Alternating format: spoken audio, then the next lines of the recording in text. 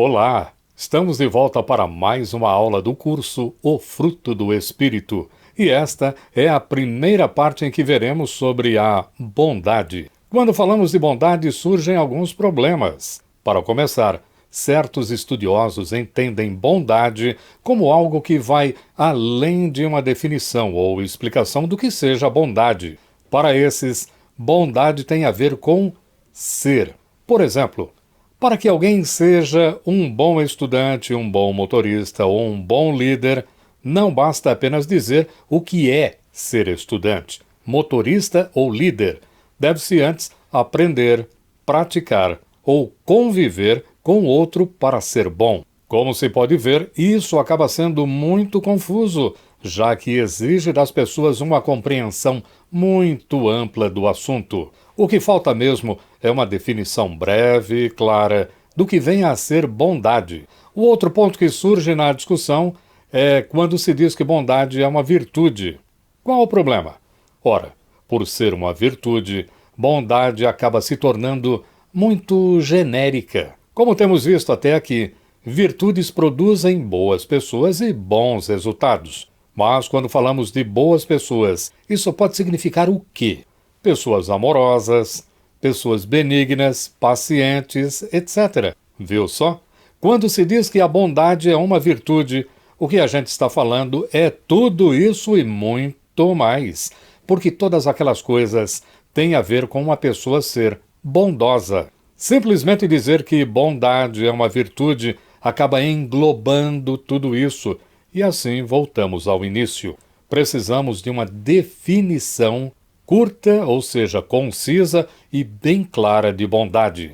Desse modo, vamos usar esta primeira parte apenas para buscar uma definição de bondade. A segunda parte, ou seja, a próxima aula, veremos um grande exemplo de bondade. Mas não podemos começar sem antes fazer a leitura do nosso texto base que deu origem ao curso. Gálatas capítulo 5, versículos 22 e 23. Mas o fruto do Espírito é amor, alegria, paz, longanimidade, benignidade, bondade, fidelidade, mansidão, domínio próprio. Contra estas coisas não há lei. Agora sim, feita a leitura, vamos conhecer uma definição de bondade. Por onde começaremos nossa procura pelo significado de bondade? Parece óbvio, não é? A visão deste curso tem como ponto de partida o Novo Testamento. Por causa disso, é natural começarmos neste lugar por uma definição de bondade. Sempre foi consenso que Deus é a fonte da bondade. Nem poderia haver bondade se não fosse por Deus.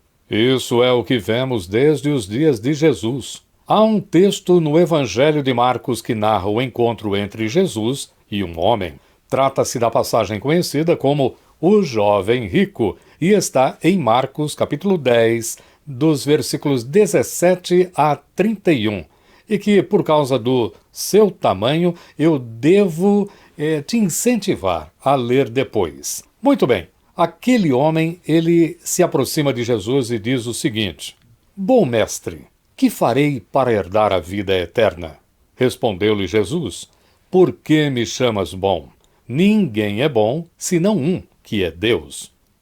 Lendo até aqui, a gente pensa que que poderia ser um encontro sobre bondade, mas não é. Logo depois o assunto se volta para as riquezas e como elas podem ser um obstáculo para seguir Jesus. Podemos então ver outras passagens candidatas à definição de bondade no Novo Testamento, onde ocorre a palavra original em grego, agatocine, que aparece apenas 4 vezes no Novo Testamento. A primeira é Romanos 15, 14.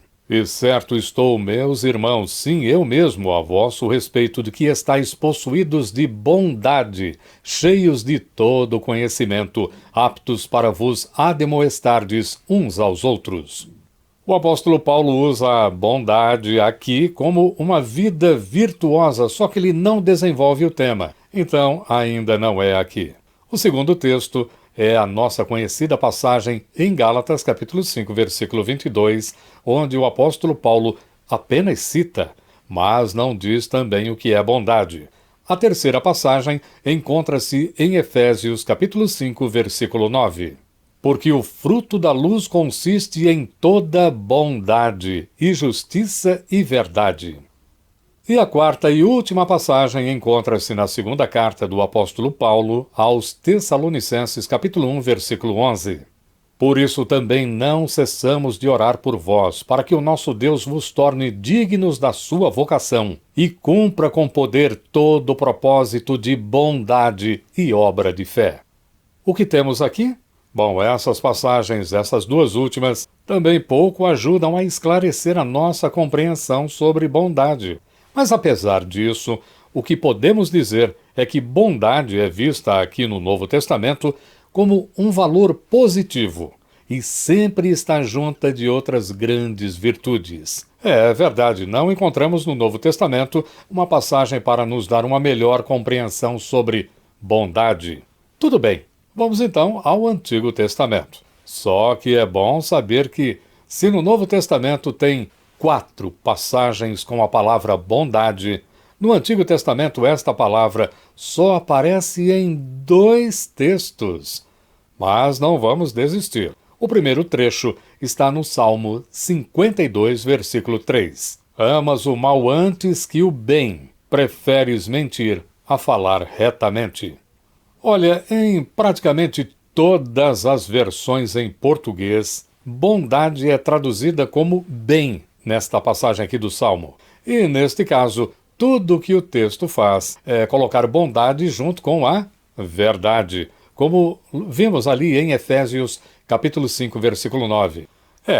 Isso ainda é pouco para aumentar o nosso entendimento de bondade. Então, só nos resta a última passagem, e ela está no segundo livro das Crônicas dos Reis. O texto completo está no capítulo 24, dos versículos 2 ao 16, onde eu peço para que você também confira lá. Segundo livro das Crônicas dos Reis, capítulo 24, versículo 16. Mas do que fala esta passagem? Bom, aqui o autor se refere a um homem chamado Joiada. Este homem era sacerdote de Israel no tempo do rei Joás, que foi o 8º rei de Judá, porque naquele tempo Israel estava dividido em Reino do Norte e Reino do Sul. Judá era o Reino do Sul, e esse Joás, esse rei aqui, ele foi o 8º rei do Reino do Sul, ou seja, de Judá.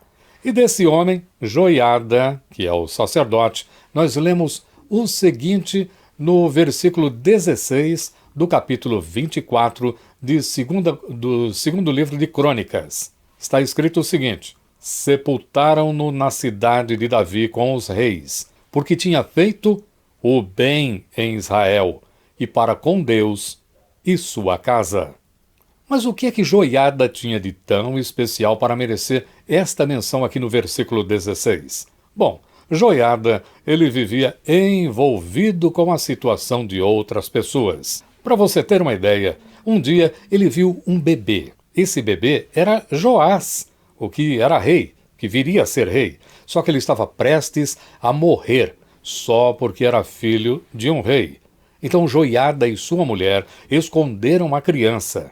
Quando o menino fez 7 anos, Joiada falou dele a outros líderes da nação, e isso levou à coroação de Joás como rei de Judá.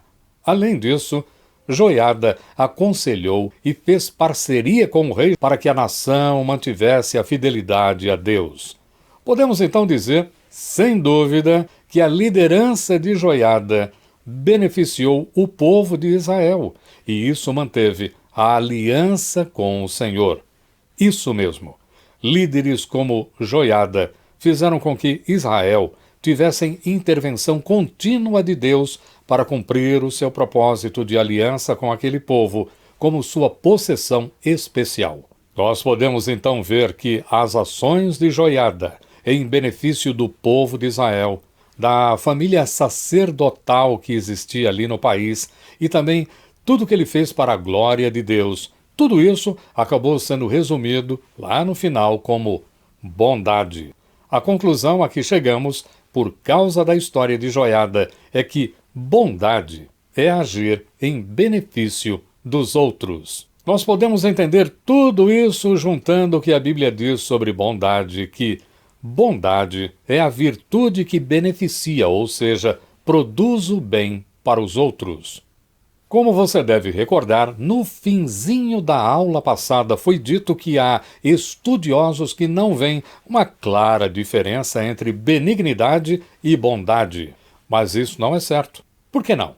Porque, em primeiro lugar, não leva em consideração que Gálatas, capítulo 5, versículos 22 e 23, que é o texto base do nosso curso, fala de 9 aspectos do fruto do Espírito. Se não há diferença entre estas virtudes, se não há diferença entre benignidade e bondade, então por que elas estão ali citadas como diferentes modos do fruto do Espírito? Se não são diferentes, Paulo teria citado menos virtudes. Em segundo lugar, há sim diferença entre benignidade e bondade do Espírito. A benignidade, como vimos, é a vontade de fazer o bem por graça para relacionamento.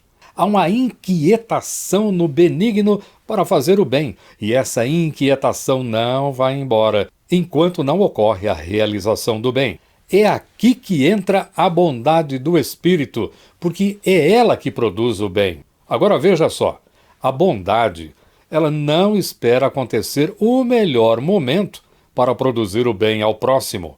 Não. Quando se diz que a bondade produz o bem a outros, isso também significa que a bondade produz meios para que os outros possam se beneficiar daquele bem. Enfim, enquanto a benignidade quer fazer o bem a outros, a bondade cria a ocasião para isso. Viu só? Um quer e o outro realiza. Uma situação que descreve muito bem tudo o que foi dito sobre benignidade e bondade é a passagem que se encontra em Lucas capítulo 5, versículos 12 e 13. Aconteceu que, estando ele numa das cidades, veio à sua presença um homem coberto de lepra. Ao ver a Jesus, prostrando-se com o rosto em terra, suplicou-lhe: Senhor, se quiseres, podes purificar-me. E ele, estendendo a mão, tocou-lhe, dizendo: Quero, fica limpo. E no mesmo instante lhe desapareceu a lepra.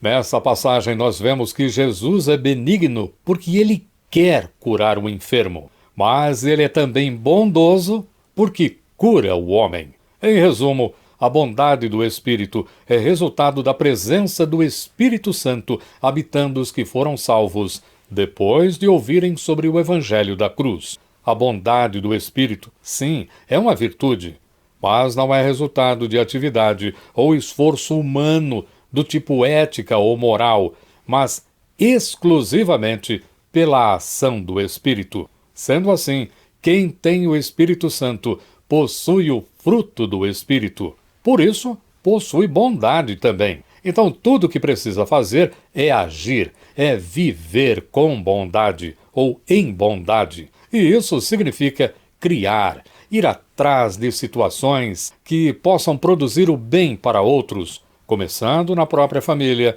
na comunidade de fé e com todos os demais. Como se vê, andar no Espírito ou viver a vida no Espírito segundo a bondade é empenhar-se para o bem-estar dos outros, é atuar no interesse da comunidade, é fazer o melhor para os demais, é preocupar-se sobre como os outros estão vivendo, é, no mínimo, tentar produzir o bem para outras pessoas. Enfim, é estar envolvido, não com coisas, mas com gente.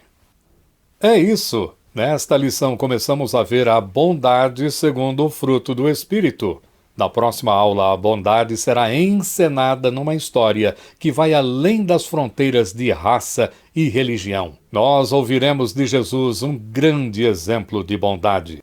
E se você gostou desta ou de outra aula do canal, faça sua inscrição, convide um amigo ou uma amiga, deixe um comentário se preferir ou um like. Estes são os modos de participar e levar estas mensagens a muitas pessoas. Agora, por favor, não deixe de acionar o sininho para que você possa receber as notificações das próximas postagens. Tudo de bom, fique com Deus e até nosso próximo encontro.